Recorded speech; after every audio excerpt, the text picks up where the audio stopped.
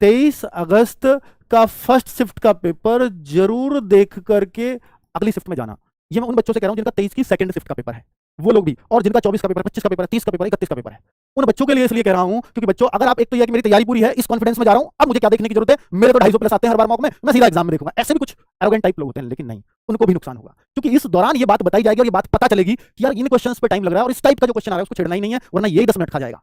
और वो over confident लोग, क्योंकि उन्होंने एनालिसिस नहीं देखा, वो उसी पे 10 मिनट लगा भी रहे होंगे अपने, और जब लगा रहे होंगे तो फिर बाद में सिर्फ सर पकड़ेंगे अपना, क्योंकि बाकी क्वेश्चंस का टाइम आपने उसी को दे दिया और कहीं ना कहीं टाइम कम पड़ गया। एक ये भी है, और दूसरा ये कि एनालिसिस या क्वेश्चन पेपर सॉल्व करने से एक फायदा और हो जाएगा, उससे ये कि आपको ये पता लग जाएगा कि भाई ये पेपर तो उस लेवल का है कि इसमें 200 पे ही सिलेक्शन हो जाएगा। और वैसे आप सोच रहे हो कि 220 से कम पे तो होगा ही नहीं, पेपर आ गया मान लो उस लेवल का कि 200 190 पे सिलेक्शन है, 180 पे सिलेक्शन है, ऐसा भी तो हो सकता है, सपोज करो ऐसा हुआ,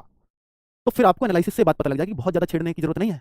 लिमिटेड क्वेश्चंस करो, जो आ रहे हो उनको करो। तो आप उस वजह से 220 का टारगेट लेके गए हो ना, मन में 240 का लेके गए हो, उसकी वजह से जो क्वेश्चन फालतू अटेम्प्ट कर दिया आपने, यार मेरे तो 200 ही बन रहे हैं, यार कम से कम 220 पे सिलेक्शन होगा, 240 पे होगा, क्योंकि आपके माइंडसेट में वही है कि मैं तो मॉक में 240 करता था, पेपर तो 200 का करने लायक ही आया, अब आपके सामने 240, आपको मेरा नंबर तो 200 पे नहीं आना, फालतू में ज्यादा अटेम्प्ट कर जाओगे, ज्यादा कर जाओगे तो नुकसान हो जाएगा, क्योंकि आप नेगेटिव में जाने वाले हो। अरे पेपर तो भाई आपने यहीं सिलेक्शन लायक कर दिया था, और चूंकि आपको ये नहीं पता कि पेपर किस लेवल के आ रहे हैं, क्योंकि एनालिसिस नहीं देखा, इस वजह से आप फिर पेपर ज्यादा अटेम्प्ट करने की कोशिश करोगे, वहीं मार खा जाओगे।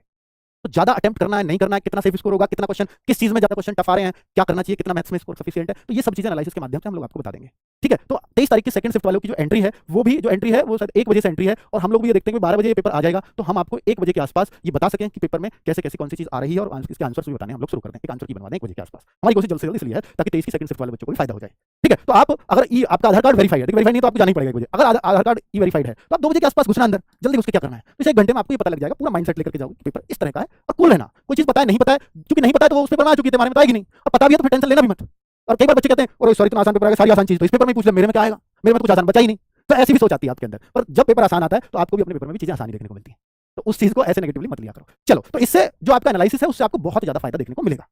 और अब आपके मन में ये आता होगा कि जिनका 23 तारीख की फर्स्ट शिफ्ट का है, सर ये तो फिर हमें नुकसान हो गया, हमें तो कोई एनालिसिस देखने को मिला ही नहीं। और एक बात आप नोट कर लो कि भाई एक चीज है नॉर्मलाइजेशन, और उस वजह से कह रहा हूं कि नॉर्मलाइजेशन ऐसी चीज है कि इन बच्चों को कुछ नहीं पता था,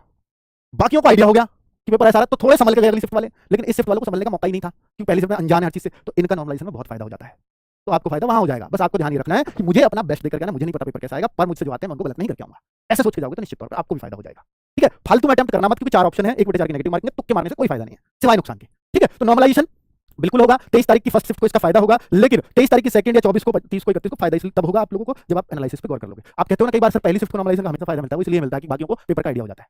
23 तारीख की सेकंड शिफ्ट को भी थोड़ा फायदा होगा, इससे कम होगा, लेकिन मैं बता रहा हूं पेपर एक जैसे आए तो इससे कम होगा, क्योंकि इन लोगों को भी बहुत मौका नहीं मिलेगा पेपर को एनालिसिस करने का। लेकिन 24 वाले तो 23 तारीख का पेपर हर 24 वाले को पता होगा, उसने हर किसी ने सॉल्व करके देख लिया होगा, उसे पता लग गया होगा किस क्वेश्चन में फंस रहा हूं मैं।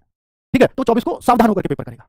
तो इसलिए अब चूंकि वो सावधान हो गया तो आपकी शिफ्ट का हर बच्चा सावधान हो गया। अब जब हर बच्चा सावधान हो गया तो जाहिर सी बात है नॉर्मलाइज आपकी शिफ्ट का एवरेज स्कोर बढ़ेगा, और जब बढ़ेगा तो नॉर्मलाइजेशन में आपको थोड़ा कम फायदा होगा। ठीक है बच्चों, ओके। अब हाँ, एक बात और होती है कि सर 30 और 31 वाले तो फिर बहुत नुकसान हो जाएंगे नॉर्मलाइजेशन के साथ, ऐसा नहीं है कि वो जो फायदा देखने को मिलेगा 24-25 में उतना ही 30-31 में होगा, इससे ज्यादा कुछ नहीं होगा, है ना। हाँ, एक बच्चे किराए वाली बात थी, उसको भी बता देता हूँ किराए वाली, कि किराया जो है रोडवेज बस में फ्री है,